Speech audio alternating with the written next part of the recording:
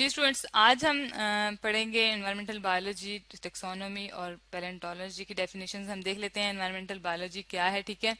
ये सारी जो है ब्रांचेस हैं किसकी, बायोलॉजी की, और इसको हम वन बाय वन डिस्कस कर रहे हैं। सबसे सवाल पहले ये पैदा होता है कि एनवायरमेंट क्या होता है, ठीक है। तो किसी भी लिविंग ऑर्गेनिज्म का जो हमारे पास आता है ना, जो हमारे पास लिविंग ऑर्गेनिज्म का एनवायरनमेंट है, लिविंग थिंग्स होती हैं, जितनी भी जिंदा चीजें हैं हमारे पास लिविंग थिंग्स आ जाती हैं, एनिमल्स हैं, प्लांट्स हैं, माइक्रो ऑर्गेनिज्म है, ठीक है।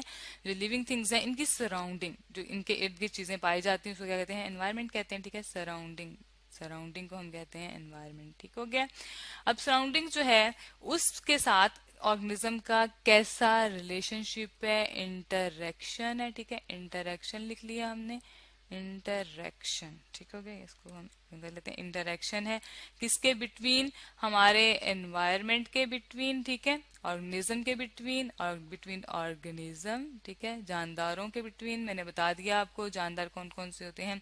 और प्लस किसके साथ है, हमारे साथ एनवायरनमेंट है, ठीक है। जो हमारा इर्द गिर्द एनवायरनमेंट होता है, हमारे इर्द गिर्द जो गैर नॉन लिविंग थिंग्स पाई जाती हैं उनके साथ, या जो प्लांट्स हैं बाकी लिविंग थिंग के साथ जो हमारा इंटरेक्शन है उसको हम कहते हैं उसकी स्टडी को हम कहते हैं एनवायरमेंटल बायोलॉजी। के हम डायग्राम देख सकते हैं, बड़ी प्यारी सी, आपको क्लियर हो जाएगा। ये देखिए हमारे पास ये वाले जो ये शो कर रहा है प्लांट्स को, ठीक है। तो ये लिविंग थिंग्स में आ जाता है। ये हमारे पास वाटर है जो कि लाइफ के लिए इम्पोर्टेंट है, ठीक है। और ये हमारे पास क्लाउड्स आ गए हैं, ठीक है। जो है तो ये सारा हमारा जो है एनवायरनमेंट है इर्द गिर्द, मीन इसमें हमारे पास क्लाउड्स भी हैं, हमारे पास वाटर भी है, हमारे पास प्लांट्स भी हैं, लिविंग थिंग्स भी हैं। तो ये सारी की सारी चीजें मिलके क्या बना रही हैं, हमारा एनवायरनमेंट बना रही हैं, ठीक है। और इसकी स्टडी को हम क्या कहते हैं, इसके अंदर जितने भी ऑर्गेनिज्म आएंगे उसको हम कहते हैं एनवायरमेंटल बायोलॉजी। अब हम देख लेते हैं टेक्सोनोमी क्या होती है। जी, टेक्सोनोमी कहते हैं जनरली हम क्लासिफिकेशन को, ठीक है। लेकिन अब हम बायोलॉजी पढ़ रहे हैं तो हम किस चीज को क्लासिफाई करेंगे, हम क्लासिफिकेशन कर देते हैं किसकी, ऑर्गेनिज्म की, जानदारों की, ठीक है। ऑर्गेनिजम्स की, ठीक है। साथ साथ हम इनकी नेमिंग भी इसमें करते हैं, ठीक है। हम इसको जनरली डिफाइन करते हैं कि naming and classification of organisms, ठीक है। प्लस हम इसमें नेमिंग भी करते हैं कि कैसे उसका नाम आएगा, ठीक है। उसके अकॉर्डिंग हम उसको क्लासीफाई करते हैं, ठीक है। अब क्लासिफिकेशन की एग्जांपल हम दुनिया में ले सकते हैं। अंदर हमारी अर्थ आती है, ठीक है, ठीक है, पूरी दुनिया, उसके बाद हमारी अर्थ जमीन आ गई, ठीक है। हम इसे क्लासीफाई कर रहे हैं ना, अपनी सिटीज को आप कह सकते हैं, ठीक है। कॉन्टिनेंट आ जाते हैं इसके बाद हमारे पास, ठीक है। इसे हम क्लासिफिकेशन कर रहे हैं कि हमारा लेवल कहाँ पर आता है। इस तरीके से हम, आप अर्थ आ गया, अर्थ के बाद क्या आएगा जी, कॉन्टिनेंट, जो कि खुश्की के खित्ते हैं क्योंकि दुनिया में ज्यादातर पानी पाया जाता है। जो ड्राई एरिया है उसको हम कॉन्टिनेंट कहते हैं। फिर हमारे पास कंट्रीज आ जाते हैं, और डिफरेंट कंट्रीज को ये डिफरेंट नाम हमने दिए हुए हैं और उनको डिफरेंट तरीके से क्लासीफाई किया हुआ है। उसके अकॉर्डिंग ही हम उन कंट्रीज के नाम और उनके क्लासिफिकेशन है कि कहाँ कहाँ किस किस इलाके में पाए जाते हैं। फिर सिटीज आ जाते हैं, सिटीज को नेमिंग करना, ठीक है। तो उनकी ग्रुपिंग करना, वो सारी चीजें जो है, ये सारे लेवल्स जो हैं इसको हम क्या कहते हैं, क्लासिफिकेशन कहते हैं, ठीक है। फिर इनको नाम दे दिए जाते हैं, ठीक है। इसी तरह जब हमारे पास लिविंग थिंग्स आ जाती हैं तो उसमें भी हम क्या करते हैं, ये हम डायग्राम ले आते हैं, ठीक है। आपको नजर आ रहा है, इसमें क्लियर कट लिखा हुआ है क्लासिफिकेशन है किस चीज की, हमारे पास लिविंग थिंग्स की, ठीक है।